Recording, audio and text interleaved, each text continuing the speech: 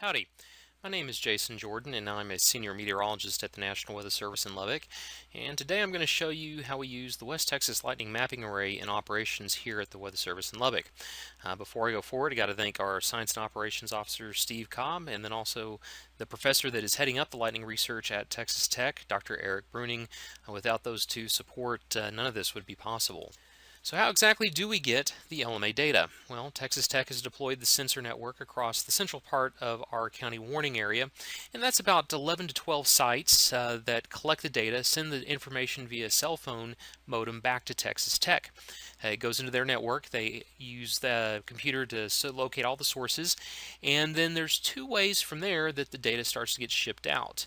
The first way that we've been using it for the last 3 years is that it goes through a WebSocket server, and that sends data through the NOAA firewall and into our office to a single Linux box that's running a program called SOCAT. This allows those packets to be rebroadcast out on our internal network so that any Windows PC or Linux box in our office outside of the AWIPS network but inside the NOAA firewall can access that data and display it.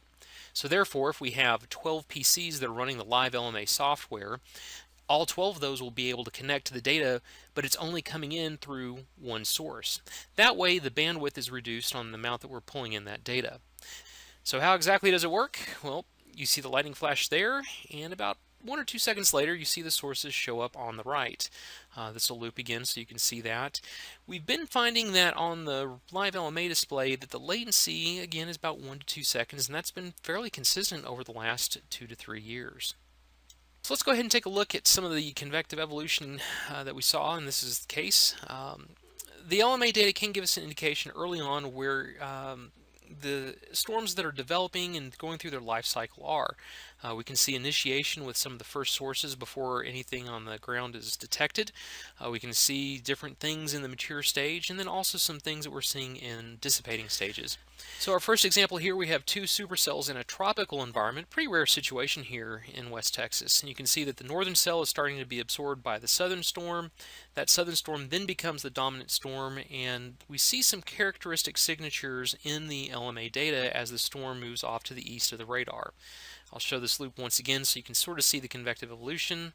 The northern cell starts to get pulled in and dissipates as it gets absorbed by the southern cell. Again, this supercell was anchored on an old outflow boundary from a previous storm, and then it cycles again, and then we see continued development again on the southeastern flank. So 2010 to 2020 UTC. This is what the live LMA data looks like when we're looking at the sources. I won't get into too much detail about what sources are. I encourage you to do some looking online and trying to understand the terminology that we use, but basically we are using the LMA to detect every point along the lightning channel's path. Up here at the top is basically a time series of all the sources in the window. So the blue colors are the oldest data going to the red colors, which are the newest data. This is an east-west composite cross-section looking from the surface all the way up to 20 kilometers. So this is all the sources in this window below, which is your plan view, again showing all the sources color-coded by time. And then your north-south composite cross-section, again also showing sources colored by time.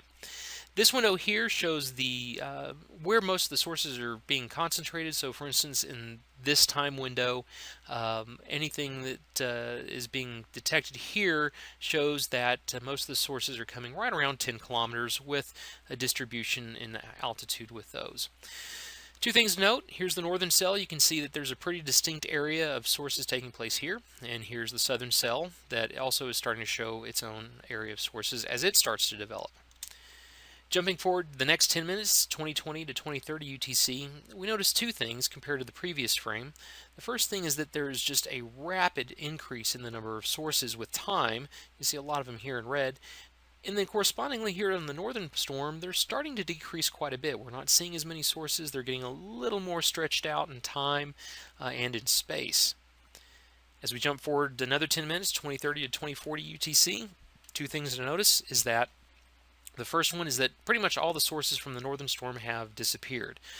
These were at the very beginning of the time frame. We see some maybe about 5 to 7 minutes inside this time window, but by far the majority of the sources are with the southern storm now.